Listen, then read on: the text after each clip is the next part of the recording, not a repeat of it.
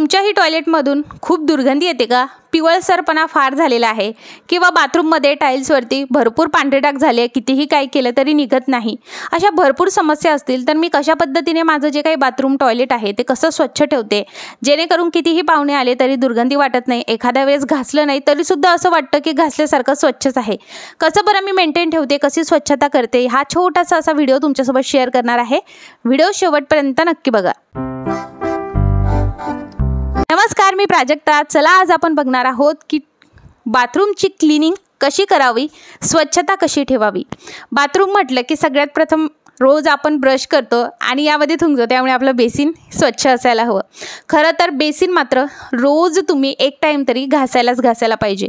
आपलं ब्रश झाल्यानंतर किंवा अंघोळीच्या आधी ब्रश तरी फिरवावाच, नाही का? असं केल्याने कारण आपण रोज त्याचा वापर करतो, आपण हात त्यामध्ये धुतो, त्यामुळे ते क्लीन असणं गरजेचं आहे। बऱ्याचदा बेसिनमधून सुद्धा खूप एकदा वेगळाच वास येतो, त्यामुळे तुम्ही यामध्ये एक डांबर गोळी ठेवू शकता। पण वास येऊ नये म्हणून रोज जर तुम्ही थोडाफार ब्रश त्यावरती मारला तर त्यामधनं सुद्धा वास येत नाही। आता त्यावरचा जो काही नळ आहे त्यावरती बऱ्याचदा पांढरे डाग होतात, तर ते क्षारयुक्त पाण्यामुळे होतात। सो जर तुम्ही अशा पद्धतीने दररोज जर ते साफ केलं तर बिलकुल हे बेसिनसुद्धा क्लीन राहतं आणि त्यावर नळावरती बिलकुल क्षारयुक्त पाण्याचे डाग राहत नाही। दुसरी गोष्ट, जर बऱ्याचदा असं होतं तुम्ही वर्किंग आहात, रोज एवढी क्लिनिंग होऊ शकत नाही, मग अशा वेळेस तुमच्यासाठी एक बोनस टिप मी शेअर करत आहे। काय करायचं, तुम्ही ज्या दिवशी सुट्टी असली त्या दिवशी तर डीप क्लीन करतच असणार। सो ज्या दिवशी तुम्ही डीप क्लीन केलं तर व्यवस्थित बाथरूम ड्राय झाल्यानंतर तुम्हाला बेसिनसाठी हे काम करायचं आहे। बिलकुल नळावरती जे आहे पाण्याचे डाग नको, कापूस घ्यायचा किंवा मग कापूस नसेल सुती कपडा किंवा मग टिश्यू पेपर घेऊ शकता, थोडंसं ऑइल घ्यायचं आहे जे तुम्ही वापरत असणार, अगदी 1 ते 2 थेंब, आणि नळावरती अशा पद्धतीने लावायचा। आता जर तुम्हाला हप्ताभर सुद्धा हे बेसिन क्लीन करायला मिळालं नाही तरीसुद्धा ह्या स्टीलच्या टॅबवरती बिलकुल क्षारयुक्त पाण्याचे डाग होणार नाही। ही टिप खूप उपयुक्ताची आहे, बोनस टिप देते आहे आणि तुम्हाला रोज रोज स्वच्छता करायला टाइम भेटत असेल तर त्यासाठी देत आहे। चला, आपलं बेसिन साफ झालंय, आता टॉयलेटची स्वच्छता कशी बरं करावी। आता तुमच्या घरी भरपूर माणसं असतील तर मग अशा वेळेस तुम्ही ना जेव्हाही टॉयलेटची हप्त्याभरातून स्वच्छता करता तर हार्पिक सोबत ना लिंबाचा वापर नक्की करा। लिंबाच्या वापराने काय होतं की जे काही पिवळे डाग झालेले असतात ना ते नाहीसे होतात, आणि जर जास्त पिवळे डाग नसेल तर फक्त हार्पिकचा वापर केला तरी चालेल।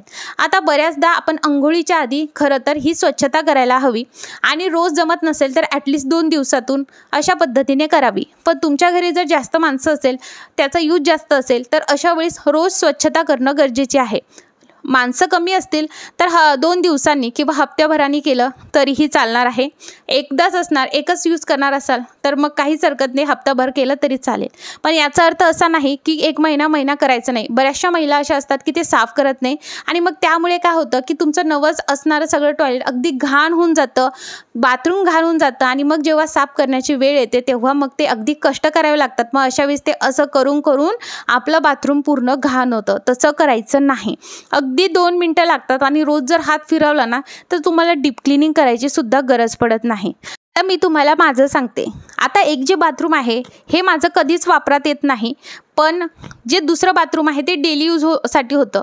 मग ज्या बाथरूमचा मी बिलकुल वापर करत नाही ते बाथरूम मात्र मी हप्त्याभराने स्वच्छ करते, जसं की सॅटर्डे असेल किंवा संडे असेल।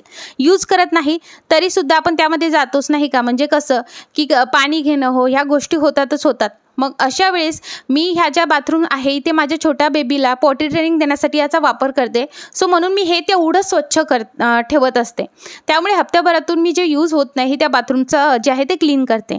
आता जे रोज डेली यूज होतं ते बाथरूम मी रोज स्वच्छ करते।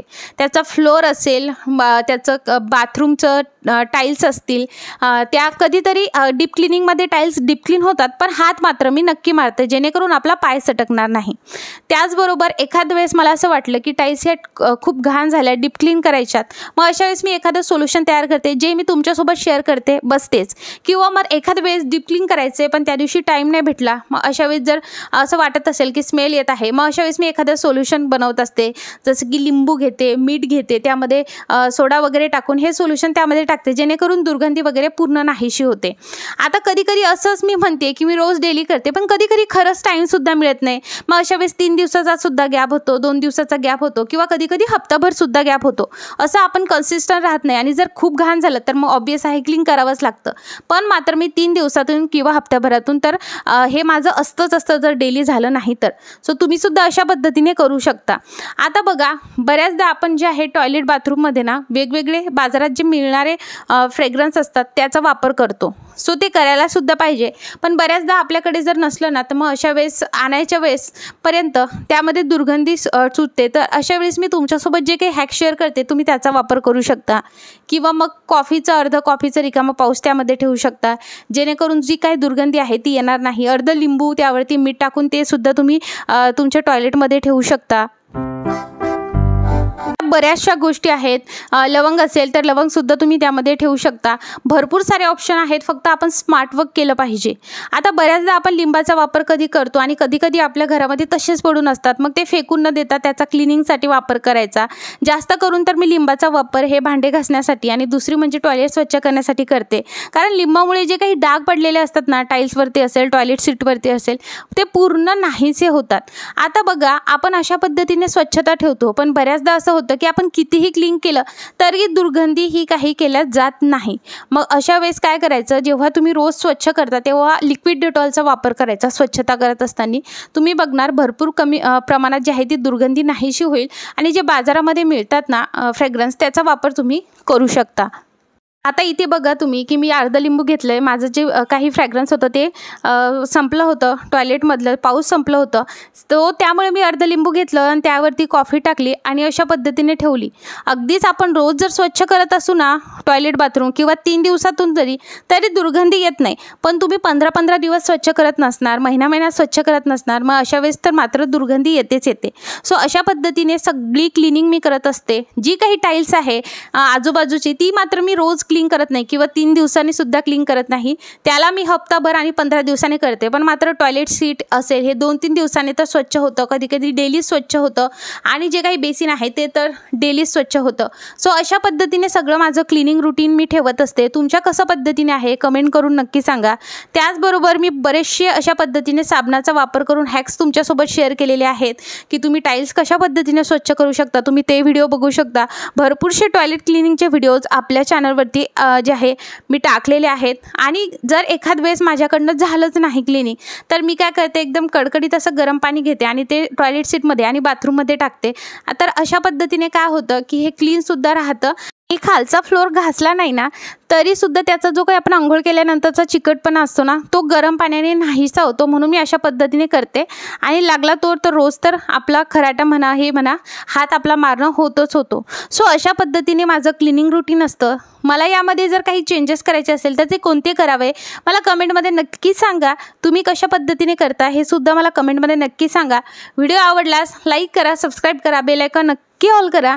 आणि जर तुम्ही हा व्हिडिओ फेसबुकवर बघत असणार तर नक्की लाईक करा आणि फॉलो करा. आणि तुमचंसुद्धा क्लिनिंग रुटीन कसं असतं माझ्यासोबत शेअर करायला बिलकुल विसरू नका. आणि तुम्हीसुद्धा ॲडिशनल अजून काय करता ते सुद्धा मला कमेंटमध्ये सांगायला बिलकुल विसरू नका. व्हिडिओ बघितल्याबद्दल तुम्हा सर्वांचे खूप खूप आभार मंडळी. धन्यवाद.